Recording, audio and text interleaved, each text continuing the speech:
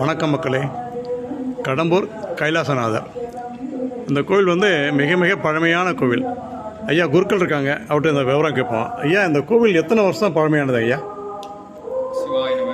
திருச்சிற்றம்பலம். அதாவது நம்ம பார்வதி பதைய மகாதேவா கோவில் கிட்ட வந்து 1300 வருஷம் பழமை வாய்ந்த சுவாமி இங்க சதுரமா இருப்பார். சதுர ஆவுடையார்.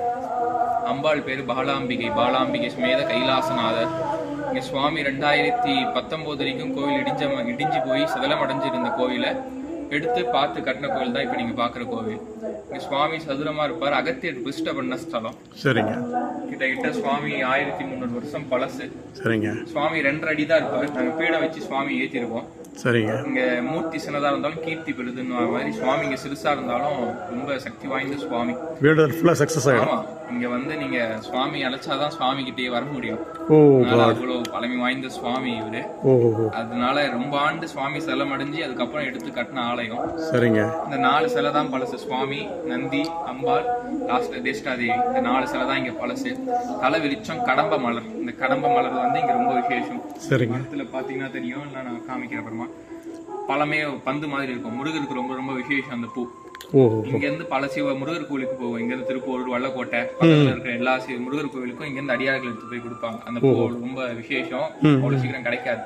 அந்த மரம் இங்க ஃபுல்லா சூழ்ந்து இருந்ததுனால அந்த ஊர் பேரே கடம்பூர்னு வந்தது.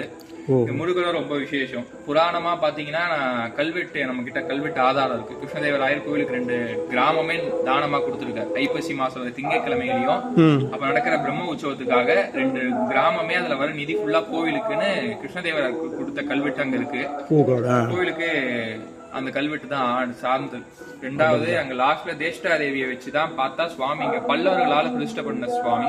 பல்லவர் காலத்துல பூஜை பண்ணிருப்பாங்க. அங்க லாஸ்ட்ல தேஷ்டாதேவியின் மூத்தவை தத்தைன்னு பேரு. லாஸ்ட்ல அந்த அம்பாள் சிலை இருக்கும். அதனால இங்க அந்த அம்பாள் ரொம்ப விசேஷம். அந்த அம்பாளுக்கும் பூஜை நடக்கும். அதனால இது ரொம்ப பழமை வாய்ந்த ஆலயம். இங்க வந்து சுவாமியை தரிசிக்கிறதே இங்க வந்து சுவாமி நம்ம கிட்ட கேட்கணும், நம்ம கிட்ட கேட்கணும்லாம் அவசியம் இல்லை. நீங்க வந்து பார்த்தாலே அவருக்கு நமக்கு என்ன வேணும்ன்றத பார்த்து கொடுத்துருவாரு அங்க. அதனால இங்க அவ்வளவு சிறப்பு. முருகர் ரொம்ப விசேஷம். புராணமா என்ன சொல்லுவாங்க அப்படின்னா, திருப்போரூர்ல 5ஆம் நாள் சம்ஹாரம் நடந்தது. சிம்மமுகாசுரனை சுவாமி வான்வெளியில சண்டை போட்டு ஜெயிச்சார். அப்படி அங்க முருகர் தங்கி இருக்கும் போது இங்க சிவபூஜை பண்ணிட்டு போனதா ஒரு ஐதீகம். அதனால இங்க சஷ்டியும் முருகருக்கு திருக்கல்யாணத்தோட 6 நாள் உற்சவம் நடக்கும். அதனால இங்க பிரதோஷம், பௌர்ணமி, கார்த்திகை தீபம், அன்னாபிஷேகம் அப்பெல்லாம் நிறைய மக்கள் வருவாங்க. பூஜை சிறப்பா நடக்கும். வாய்ப்பு இருக்கிறவங்க வந்து கலந்துக்குவாங்க. சரிங்க சாமி. இப்போ வந்து சனி பயிற்சி அன்னைக்கு இங்க விசேஷம் இருக்கு. ஆமா, சனி பயிற்சிக்கு சுவாமிக்கு காலைல, அதாவது கும்பராசில இருந்து மீன ராசிக்கு பயிற்சி ஆகிறாரு 8:25க்கு. சரிங்க. அதனால 9 மணிக்கிட்ட சனீஸ்வரருக்கு அபிஷேகம் பூஜை நடக்கும். அதுக்கும் வந்து நீங்க கலந்துக்கலாம். எந்தெந்த இதுக்கு நம்ம பரிகாரம் பண்ணணும்? எந்தெந்த ராசிகளுக்கு? பிரதானம் பாத்தீங்கன்னா மாறுற 2 ராசி பண்ணி ஆகணும். மீனும் இன்னொன்னு கும்பம், 2ம் பண்ணணும். அதுக்கப்புறம் பாத்தீங்கன்னா கன்னி, தனுசு, மேஷம், சிம்மம் இந்த ராசிகள் பண்ணா போதும்.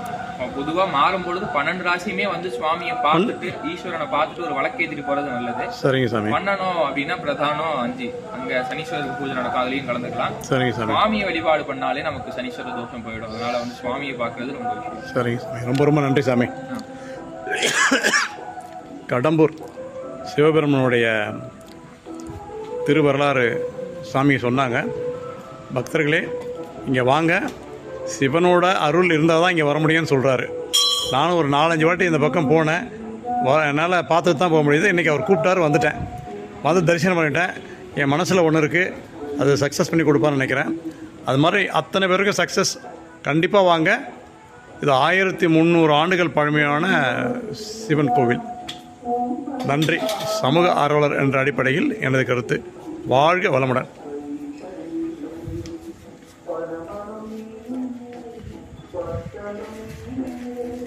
Thank you.